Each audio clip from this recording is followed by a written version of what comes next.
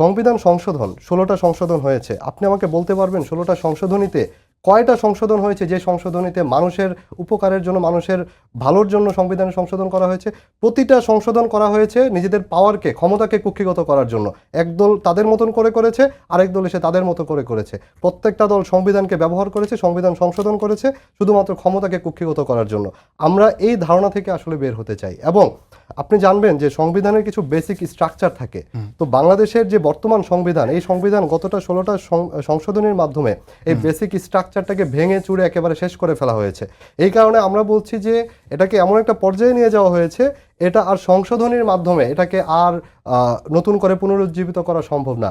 এই কারণে আমরা চাই নতুন করে সংবিধান লেখা হোক, এবং নতুন করে সংবিধান লিখতে হলে সেই সংবিধানের একমাত্র যদি অথরিটি বলি সেটা হচ্ছে গণপরিষদ।